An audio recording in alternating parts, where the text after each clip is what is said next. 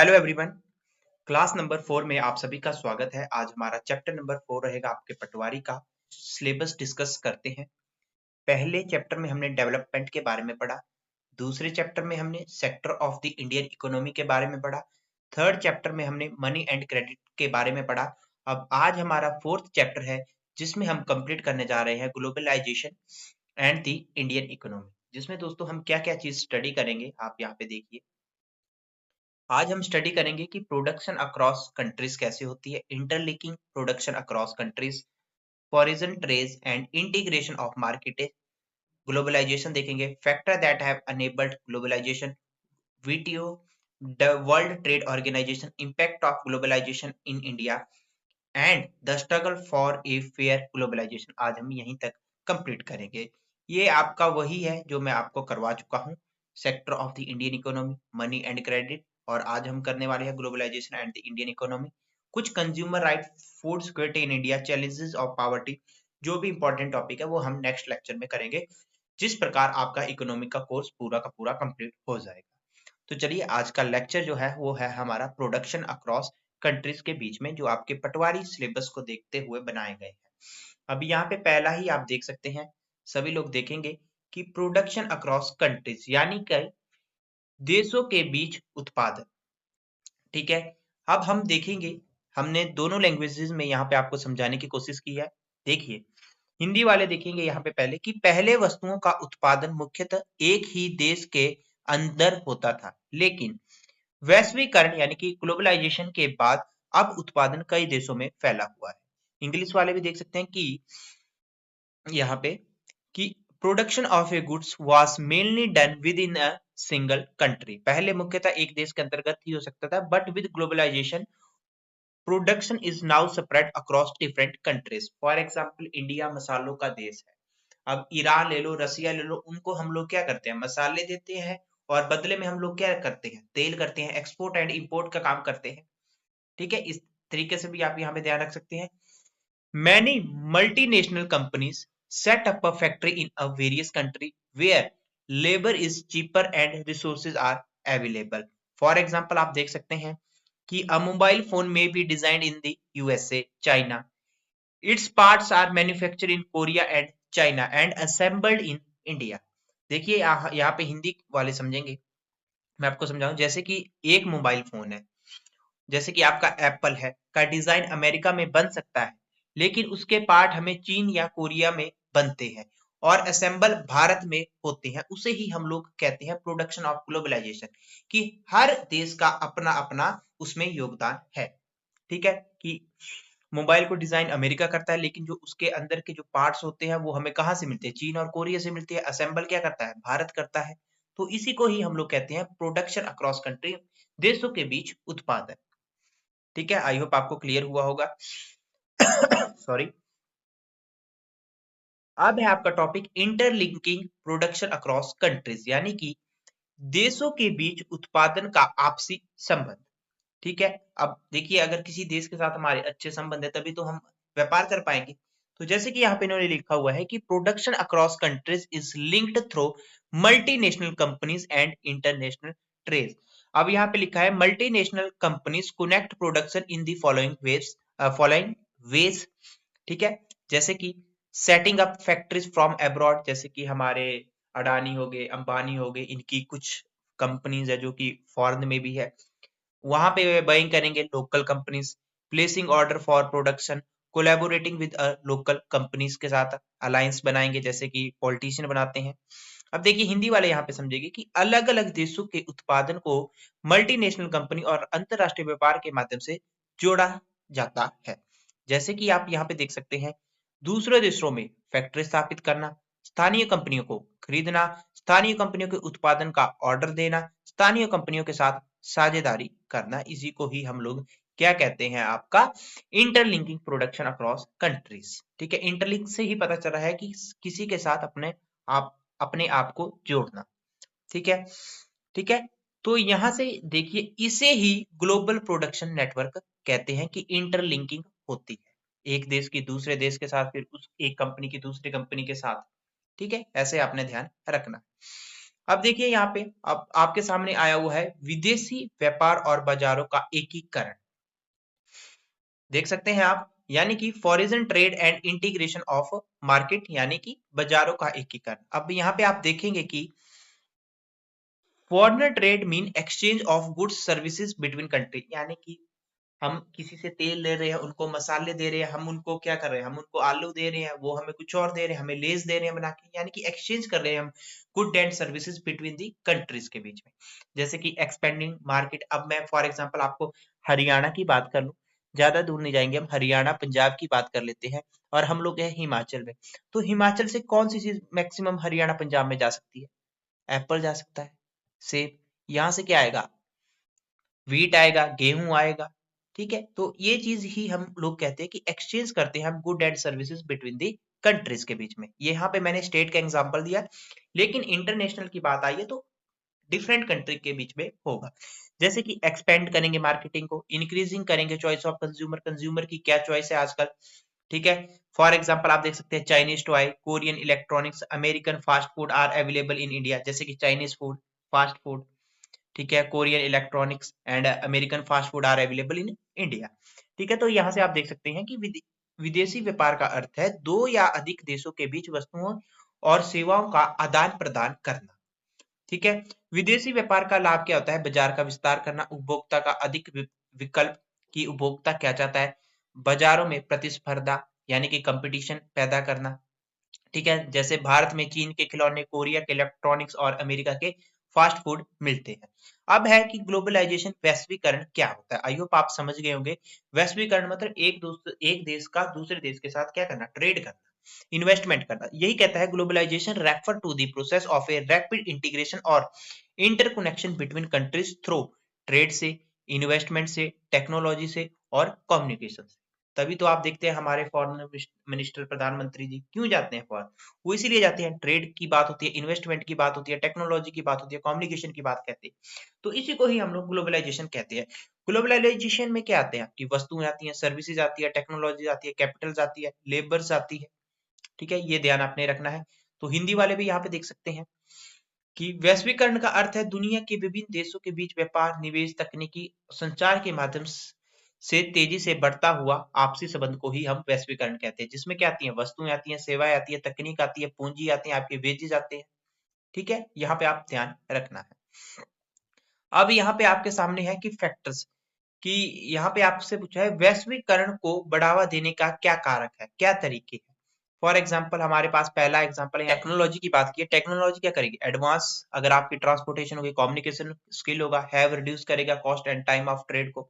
Liberalisation of trade policies होगी, government have removed trade barriers like tariff. आजकल आप देख रहे हैं अमेरिका काफी ज्यादा टैरिफ इंडिया के ऊपर लगा रहा है।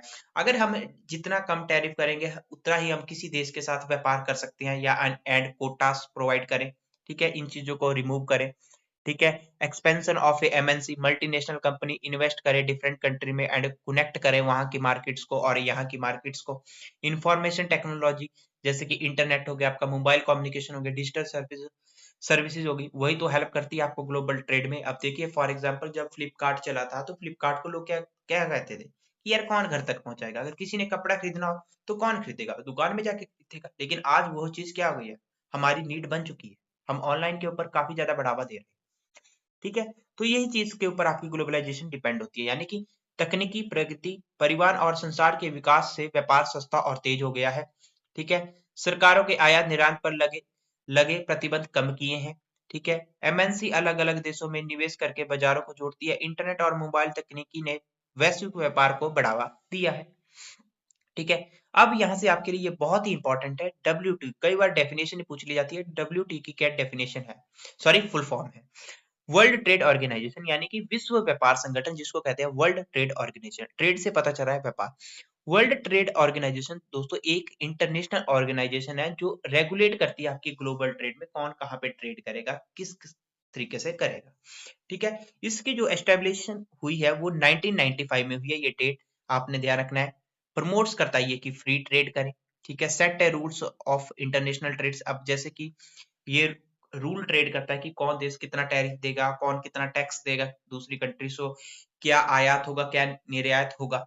क्या एक्सपोर्ट होगा, क्या इंपोर्ट होगा, और ये रिजॉल्व करता है आपके trade dispute between two countries के बीच में। आपने ध्यान रखना है WTO इसलिए ही बनाई गई है कि हम मान लीजिए अब फॉर एग्जांपल अमेरिका और इंडिया की अभी लड़ाई चली हुई थी टैरिफ के बीच में, तो इस चीज को सॉल्व करने का काम होता है WTO का। वर्ल्ड ट्रेड ऑर्गेनाइजेशन इसके बीच आता है, फिर वो बोलता है कि तुम्हारी क्या दिक्कत है, तुम्हारी क्या दिक्कत है, फिर वो क्या करता है, हम लोगों के बीच में रूल बनाता है, तुम्हें ये करना होगा, तुम्हें भी ये करना।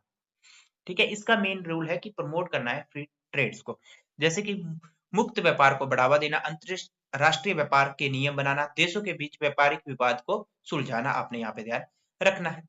अब देखिए यहाँ पे impact of a globalization in India, Bharat में वैश्वीकरण का प्रभाव पॉजिटिव भी होता है और नेगेटिव भी होता है किसी चीज का। अब देखिए आप देख रहे हैं जितना ज्यादा IT सेक्टर हो रहा है, इंक्रीज हो रहा है, फॉरेनर इन्वेस्टमेंट ग्रोथ हो रही है IT इंडस्ट्री की, मोर जॉब अपॉर्चुनिटी, और याद रखना इंडिया में सबसे ज्यादा एम्प्लॉयमेंट IT सेक्टर में है।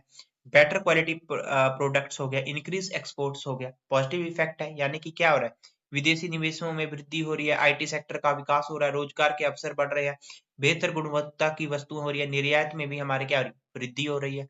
लेकिन नकारात्मक क्या प्रभाव है, अब देखिए जैसे कि फ्लिपकार्ट चल पड़ा, तो इसमें किसको इम्पैक्ट पड़ा ज्यादा, जो आपके लोकल लोग हैं। फॉर एग्जांपल किसी ने शॉप शॉप ली हुई है बाजार में रेंट में, हमीरपुर में ली हुई है, अब बेचारे ने कपड़े की दुकान खोल ली है और लोग ऑनलाइन ही ट्रेड कर रहे हैं, तो उसको क्या हो रहा है, स्मॉल प्रोड्यूसर क्या कर रहा है, फेस कर रहा है कंपटीशन को। ठीक है, job insecurity in unorganised sector, वो तो अनऑर्गेनाइज्ड सेक्टर है। ठीक है, एनवायरमेंटल प्रॉब्लम्स हो रही है, इनकम इनक्वालिटी पे डिपेंड हो रहा है। अब देखिए जैसे कि फ्लिपकार्ट वाले क्या करते हैं, 30% डिस्काउंट तो आपको दे रहे हैं, ठीक है, लेकिन दुकानदार अगर आपको वो चीज 290 की देगा और फ्लिपकार्ट में 30% प्लस 285 अगर लिख दिया, तो आप लोग इसको प्रेफर करेंगे, और 40 वो डिलीवरी चार्ज करेगा, 5 12, और मैक्सिमम लोग इसी चीज को खरीदेंगे। तो इनकम इनइक्वालिटी भी यहाँ पे बढ़ रही है। ठीक है, जॉब इनसिक्योरिटी हो रही है, अनऑर्गेनाइज सेक्टर, जैसे कि किसी ने छोटा सा बिजनेस खोला हुआ है कपड़ों का, है ना, तो ऐसे भी आप यहाँ पे ध्यान रख सकते हैं। ठीक है, अब the struggle of for a fair globalization, न्यायपूर्ण वैश्वीकरण के लिए संघर्ष। ठीक है, the struggle of for a fair globalization के लिए संघर्ष। अब देखिए प्रधानमंत्री मोदी जी ने बनाया था लोकल फॉर वोकल, बनाया था विश्वकर्मा योजना, यानी कि शिल्पकार जो हमारे पुश्तैनी काम करते थे उनको बढ़ावा देना, क्योंकि अब उनका काम क्या हो रहा है, कम होते जा रहा है, जैसे जैसे हमारे क्या हो रहा है, हम लोग डिजिटली हो रहे हैं, हम डिजिटली ही आजकल अपनी ट्रेडिशनल चीजें खरीद रहे हैं। तो इसलिए वहां पे हमारी सरकार का, जो गवर्नमेंट ऑफ इंडिया का मोटिव था कि लोग vocal for local, local for vocal उन्होंने चलाया था। ठीक है, फेयर ग्लोबलाइजेशन का मीन होता है benefit of a globalization should reach all people. ठीक है, स्ट्रगल क्या होता है, फेयर मतलब सभी के लिए पारदर्शिता करते, यानी कि इसका मतलब है बेनिफिट होना चाहिए सभी का, जितने भी आपके पीपल है, प्रोटेक्शन देनी चाहिए वर्कर्स की। अगर किसी कंपनी में किसी के साथ कोई हादसा हो जाता है तो उसको क्या है, गवर्नमेंट क्लेम करे, और ऑर्गेनाइजेशन भी उसकी फैमिली को सपोर्ट करे, सपोर्ट्स करे स्मॉल प्रोड्यूसर को, जैसे कि विश्वकर्मा योजना चलाई थी प्रधानमंत्री मोदी जी ने। ठीक है, और एनवायरमेंटल प्रोटेक्शन, आपको एनवायरमेंटल भी प्रोटेक्शन के रूल भी करने होंगे, फेयर ट्रेड रूल्स आपको अपनाने होंगे, ऐसा नहीं है कि एक को अलग है एक को अलग है। वैसे ही हिंदी में मैंने लिखा हुआ है, न्यायपूर्ण वैश्वीकरण का अर्थ है कि वैश्वीकरण के लाभ सभी लोग तक पहुंचे, इसकी मांग यह होती है कि श्रमिकों की सुरक्षा, छोटे उत्पादकों की सहायता, पर्यावरण संरक्षण, न्याय संगत व्यापार नियम बनाने। पहला प्रश्न है, which organisation regulate the international trade, Hindi वाले पढ़ेंगे अंतरराष्ट्रीय व्यापार को कौन नियंत्रित करता है, यानी कि कौन नियंत्रित करता है। अभी देखा हमने IMF करता है, नहीं करता, वर्ल्ड बैंक करता है, नहीं करता, WTO करता है, वर्ल्ड ट्रेड ऑर्गेनाइजेशन कब एस्टेब्लिश हुआ है, 1995 में हुआ है। तो देखिए वैसा ही क्वेश्चन आपकी स्क्रीन पे आ चुका है, क्वेश्चन नंबर 2 आप अटेम्प्ट कर सकते हैं। अब देखिए यहाँ से आपके सामने क्वेश्चन नंबर 3 है, यहाँ पे आप इसका आंसर बताएंगे, a company that owns or control production in more than one country is called as, वह कंपनी जो एक से अधिक देशों में उत्पादन को नियंत्रित करती है वो क्या कहलाती है, पब्लिक कंपनी कहलाती है, डोमेस्टिक कहलाती है, मल्टीनेशनल कंपनी कहलाती है, या कोऑपरेटिव। पब्लिक तो नहीं होगी, पब्लिक का मतलब है गवर्नमेंट के अंतर्गत।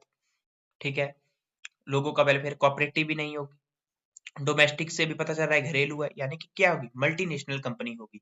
तो ऑप्शन सी यहाँ पे आपका सही रहना था। अब आपने मुझे बताना है ग्लोबलाइजेशन क्या रेफर करता है, आपने क्या समझा ग्लोबलाइजेशन, वैश्वीकरण का क्या अर्थ है, रिस्ट्रिक्शन करना ट्रेड को, इंटीग्रेशन करना इकोनॉमिक्स को, क्लोजिंग करना इंटरनेशनल मार्केट्स को, या ओनली इंपोर्ट्स करना गुड्स को। ये आपने मुझे यहाँ पे बताना है कि इसका आंसर क्या हो सकता है, बताइए। देखिए ग्लोबलाइजेशन का मतलब ही है ट्रेड करना, तो ये तो गलत है। ऑप्शनों को एलिमिनेट करें।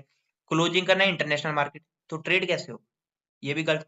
ओनली इंपोर्ट ऑफ गुड्स, हाँ इंडिया सामान बेचता रहे रसिया को और रसिया कुछ नहीं भेजे, ऐसी भी चीज होती है नहीं।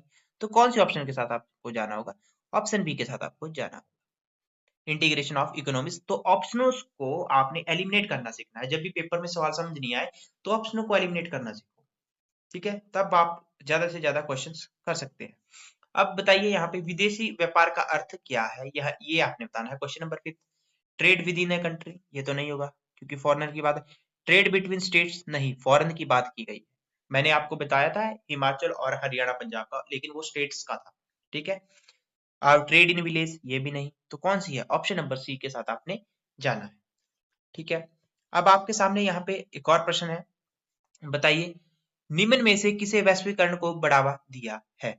बताइए which of the following has accelerated globalization, improved transportation, internet communication, liberalization policies, या ऑल ऑफ दीज आपसे बताना है। यहाँ पे आपने बताना है which of the following has accelerated globalization. तो देखिए ट्रांसपोर्टेशन इम्प्रूव्ड हुआ है तभी तो करा है। अब देखिए जैसे कि फॉर एग्जांपल एयरलाइन होगी, नेवी होगी आपकी, तभी तो हमारा क्या हो रही है, ट्रांसपोर्टेशन हो रही है। और कम्युनिकेशन कैसे हो रहा है, इंटरनेट की हेल्प से हो रहा है कि यहाँ पे ये चीज मिलती है वहां पे हो रही है। लिबरलाइजेशन पॉलिसीज की वजह से हो रही है। तो यानी यहाँ पे ऑप्शन डी के साथ आपने जाना था, ऑल ऑफ दीज आपकी यहाँ पे सही थी। तो देखिए एग्जामिनर ने कैसे आपसे क्वेश्चन पूछा, तो इकोनॉमिक्स में क्या है, रटने नहीं है चीजें, पहली बात इसको समझना है, ठीक है। अब यहाँ पे देखिए globalization mainly connects country through, बताइए ये आपने बताना है, ठीक है। अब ये जो 8th 9th 10th 11th 12th ये क्वेश्चन आपने खुद करने हैं जो हमारे इस टॉपिक के बेस पे है। तो अब जैसे कि मैंने अब आपको बात बताई, तो हम इकोनॉमिक्स का अपना सिलेबस कंप्लीट कर चुके हैं 4 वीडियो में। जो आपके पटवारी के सिलेबस के अकॉर्डिंग दिया हुआ है उतना मैंने करवा दिया, ठीक है। अब मैं कुछ ऐसे टॉपिक्स करवाऊंगा इकोनॉमिक्स के जो मैंने आपके सिलेबस के अकॉर्डिंग नहीं करवाए हैं, ठीक है। लेकिन डिफरेंट एग्जामिनेशन में वो कई बार पूछे जाते हैं। तो ऐसे टॉपिक्स है जो इकोनॉमिक्स में हर बार आते ही आते हैं सभी एग्जामों में। तो उसकी मैं कम से कम या 2 या 3 वीडियो आपके लिए लेके आऊंगा, ठीक है। लेकिन इस वीडियो के माध्यम से आपके पटवारी का जो सिलेबस बताया हुआ वो कंप्लीट हो चुका है। नेक्स्ट 2 वीडियोस वो हमारी इस प्रकार की रहेगी कि जो क्वेश्चंस पेपर्स पूछता रहता है, जो इस सिलेबस में नहीं बताया हुआ है उसको हम उसमें कंप्लीट करेंगे, ठीक है। थैंक यू सो मच, और नोट्स का लिंक आपको डिस्क्रिप्शन बॉक्स में मिल जाएगा।